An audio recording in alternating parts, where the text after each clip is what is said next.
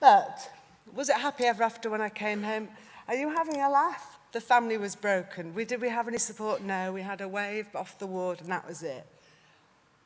The kids were messed up. My husband was messed up. I was messed up. I'd lost my family over it. I'd lost friends over it. I'd lost my job over it. I didn't know who I was anymore. I had no help. All the help when I was in hospital was amazing. But as soon as I came home, they all went back to their own lives. And yet I lost all my nurses as well. So I felt totally isolated. Brings me on to that. The isolation, the depression was horrific. And it's such a problem after stroke that I think I'm so glad they say they're taking it seriously, the wellness and physical disability, but it is such a big issue. Give you an example. I'm sorry to tell you this. I was at the lowest of the low in 2012 to the point I was suicidal. I decided that I had to go to the doctors because I've got a fix-it personality, and I decided to ring on the morning where you can only get an appointment if you ring at 8:30 in the morning. And I rang the receptionist. She triaged me. I have a bit of an issue with that, but anyway, she triaged me. And she didn't want to give an appointment that day. And I insisted, because I wanted to drive into a wall. On my own, no kids, obviously. And I went to the doctors. They weren't very happy with me. He did the assessment. He said, "You're very depressed. Here's some pills." Mrs. Allett, it's hardly an emergency appointment, is it? It's not like you're having a heart attack. To which I stormed out of the room. And I think that was a long time ago now, but that, for someone who doesn't go to doctors or hospital unless they're having babies or you're really very ill, because I just want to be busy doing my stuff, you know, and when I need the help, I need the help. So that flexibility and that understanding wasn't really there at the time, I felt. I just had to share that because I think that's the important message. I have talked to the doctors about it since, by the way, my doctors. So I guess what I'm trying to say to you is, what do you think you could do to improve the patient relationships in your surgeries? Because I'm going to go on to some ideas now, which hopefully you'll just take away and think, if I haven't already tried that, maybe we ought to look at that. For example, can we communicate better with our patients? If we communicate better, then we'll have better relationships. How can we do that? I recently went on a coaching course, a doctor one actually, where you're feeding back to the patient. I'm sure you all do that. Let's see. Let me see if I've got this right. Did I miss something? To really drill down to find what the issue is. I don't want to tell you how to suck eggs, but I'm just raising these issues.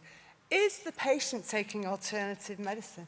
How apt is this, given this morning's story about a 4-year-old that died in A&E with complementary medicine? Because, for example, I take fluoxetine, but I also am very aware that when you've had a stroke, you're very much more at risk of getting Alzheimer's. So me, like a lot of stroke survivors, will take matters into our own hand in absence of pretty much very good research on preventative measures. So, I've taken ginkgo biloba and I was taking folate and this, that and the other, and a whole nice big raft of pills. And a friend of mine on Twitter, who's a researcher in Australia, said, where's the evidence for this? And I'm just pumping myself full of this stuff because I think, well, that all helps avert Alzheimer's if you've had a stroke. And obviously, how ginkgo biloba affects fluoxetine is an issue I didn't even think about, how it negates it. So I think that's having some sort of review of what they're doing beyond the prescribed medicines is really important. Keep a patient diary, an informal diary for yourself to track what's normal in terms of symptoms for that particular patient, especially important when you've only got a 10-minute window with each patient.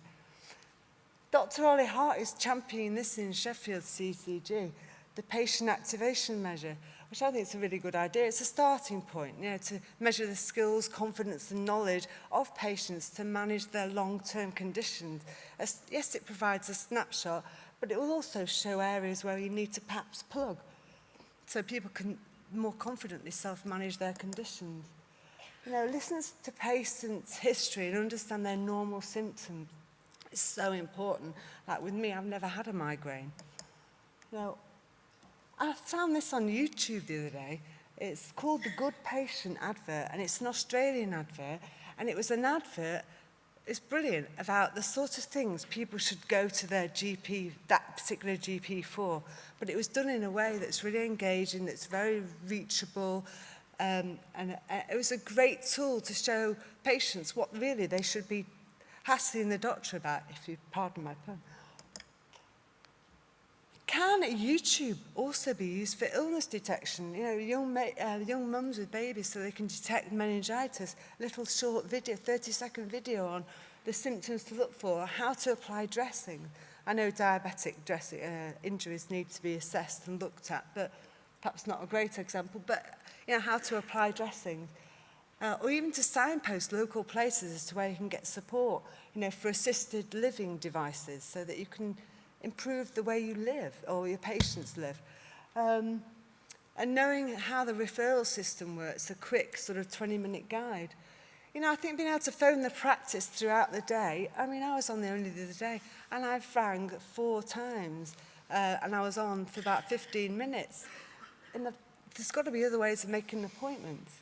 So are there other ways, to book appointments through the internet, through text, through email?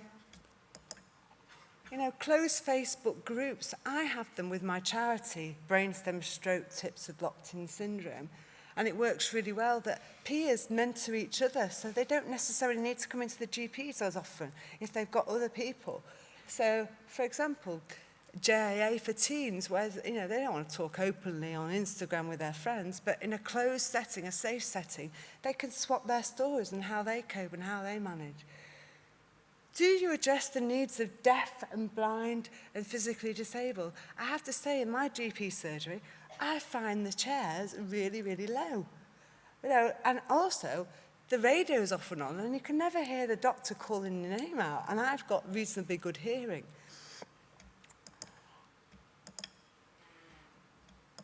So I've mentioned about the closed groups. So again, you can apply those to diabetes or other long-term conditions. I think peer mentoring is really important. I'm involved in research with the University of Nottingham on that. Well, 2 pieces of research, actually. And also, could we use Facebook to communicate, for example, the number of missed appointments and what that equates to in terms of time, terms of cost, which could have otherwise been spent on patient care in your GP surgery? That might be a nice informal way, instead of having a rather aggressive poster on the wall. I realise not everyone's digitally engaged, but it might, there might be a way to get that message across in a less severe way.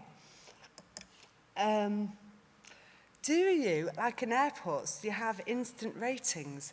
So that, you leave an airport, how do you rate the service? Is this not a good way and a simple way for people at the exit to, you might not necessarily want to hear the results, but at least it's a base point on which you can build and improve and report back on your social media how you have improved?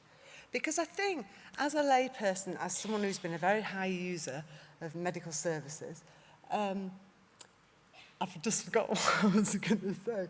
I think it's really important, to understand that we shouldn't necessarily, but we are customers, and therefore doctors should do what we want. That's the view that I have in my mind. I'm not saying it's right, but that's the view. So perhaps, people think they pay their taxes, they have a right to it, and they have a right to it when they want it. But you can't have that. So it's difficult, but I do think this simple system is a really good way of getting a snapshot. And finally, I really think having super-mentor clinics is a really good idea. It takes away the pressure on your resources, and also people like to hear from other credible people. So if you've got diabetes or if you've got other long-term conditions, you want to hear from other people. Maybe there's an opportunity to have self-care clinics set up maybe once a month in the surgery. I'm not sure.